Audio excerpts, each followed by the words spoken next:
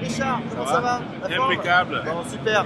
Donc, on va vous parler, et surtout Richard, vous parler de Sébastien. Depuis combien de temps tu es sur le projet? Eh ben, le projet a commencé il y a quoi, à peu près 2 ans.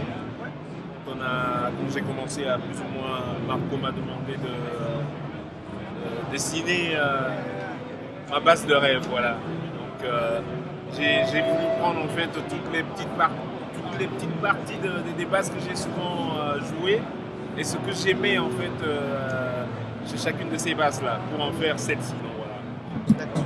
Déjà l'année dernière, tu es venu, tu m'avais expliqué que c'était un peu un mélange entre casse basse, Fodera, single Et là, cut. c'est surtout ça, ouais. Ouais. Ce sont les deux bases que j'ai le plus utilisées en fait. Quoi. D'accord. J'en ai joué d'autres, mais j'ai plus joué sur la Fodera, ouais, presque plus de 20 ans. Hein. Ouais. Et avant ça, c'était la Fender. Voilà. Tu as voulu concilier les deux basses. C'est ça. Et au niveau de la forme, c'est pour ça que c'est un peu plus haut que Fender. C'est ça, c'est aussi, j'ai gagné aussi en termes de. En fait, j'ai perdu en termes de kilos, je veux dire, si je vais comparer avec la Fodera. J'avais des problèmes de dos à un moment avec la Fodera. D'accord.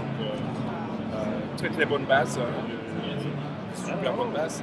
Mais j'ai voulu, c'est pour cela que tu veux dans la forme un peu, j'ai demandé à ce que j'ai perdu un peu de poids un peu sur ce côté, un peu là aussi. Ouais. Et puis bon, ça c'est plus, c'est pas vraiment en termes de poids, mais c'est plus en termes de design. Donc, voilà quoi. Micro Bartolini. Voilà. Et Ouais. j'ai voulu en fait aussi que ce soit pas très le côté actif de la basse, ne soit pas très Sur ta Fodera, parce que était passif. et voilà. Donc je voulais pas que ce soit complètement passif non plus sur cette basse, mais je voulais pas que ce soit très actif. Voilà. Ouais. Je veux dire. L'embarras du choix. Voilà.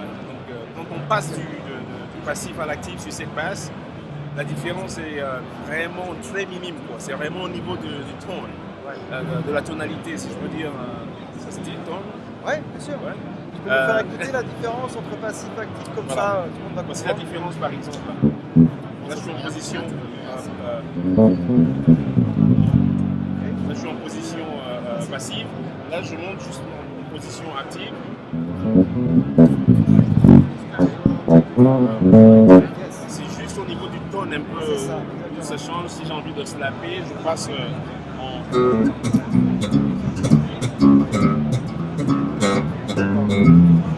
C'est plus au niveau du grain, quoi, je vais dire.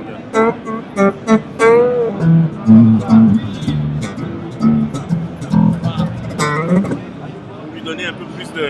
Voilà, sans avoir à aller à l'ampli pour le faire. Ah, ouais. Et après au niveau de tu passes en.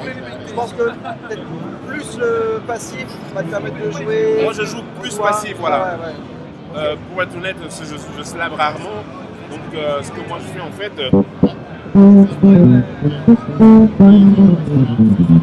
Yes. Voilà. Et je fais tout en fait en position passive. Yes. En général, quoi, très souvent. Ouais. Quoi. On Donc passe là- rarement en position active. Là, tu as volume, c'est ça? Oui, c'est ça. V, volume, Donc, et il y a balance. les deux volume, ok. volumes. Et là, donc, il y a. D'accord, ok, Et la il est aussi le tonalité. tone, Ouais. le tone control. Ouais. Voilà. Et quand je passe donc en passif, dont les médiums sont là, Ah, ok. voilà, et là, les basses. Yes. Ouais. Et même quand je pousse au maximum, c'est vraiment très léger, c'est pas très. bien ça. On a un peu lutté dessus. Ouais, c'est bien ça. Ouais, je comprends. Mais je voulais pas que ce soit que ça affecte drastically. De toute façon, c'est une base qui a des bases naturelles. Voilà. Et là, ce sont les aigus. Ouais. Tu vois, c'est léger quoi, c'est pas. Voilà. Donc tu as décliné celle-ci et tu as décliné l'autre. La Kimandou, celle-ci Voilà. c'est la Kilimanjaro. Voilà, Et on a fait en fait un modèle en dessous de. Parce que ça c'est aussi un sujet qui me passionne aussi. J'ai envie que les gens puissent avoir en main des bases à prix. Bien sûr. Un prix abordable quoi. Ouais, bien sûr. Parce que voilà, on pense aux jeunes, on pense les bases que j'utilisais avant, voilà, et c'était bien mais c'était un peu trop cher quoi, tu vois. Bien sûr. Donc voilà pourquoi on a celle-ci, c'est la gamme en dessous de la Kilimanjaro. Ouais. Kilimanjaro, forme, donc c'est le mont le plus haut africain, c'est le mont le plus haut en Afrique. Donc, voilà. Et le mont qui monte se trouve aussi à côté du Kilimanjaro. Donc ça c'est le modèle juste en dessous. Pareil, active, même tout est pareil. Même tout est pareil. C'est juste certaines parties ne sont pas de la même qualité aussi. Quoi. Parce que c'est ça en fabrication, il faut tout de suite aussi revoir au niveau des coûts et tout. Et donc là, encore une fois, par rapport à l'année dernière, plusieurs coloris. Bon, les coloris, vous choisissez votre couleur. Il y a déjà des coloris sur le site de Mark Bass. Ouais. Donc tu choisis ta couleur, comme tu peux voir là, il y a un peu toutes les couleurs. Tu choisis ta couleur et tu fais ta commande et voilà, ta base.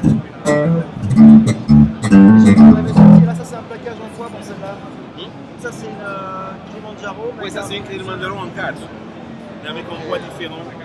Et donc voilà.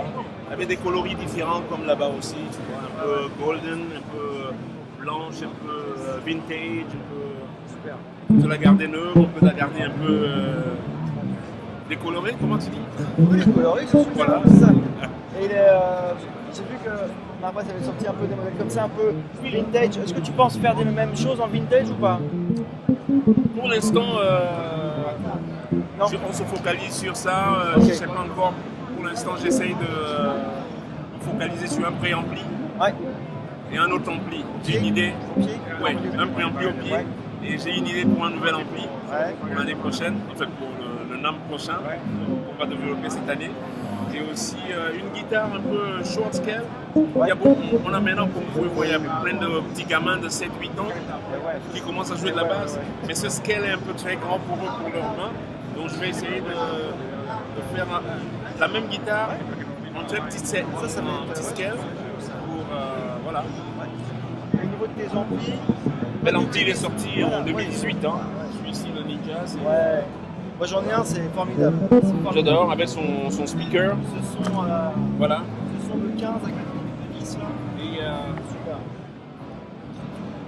et son baf qui va avec. Voilà. Bon, bah, super. Bah, écoute, je te remercie Richard. À très vite. Merci.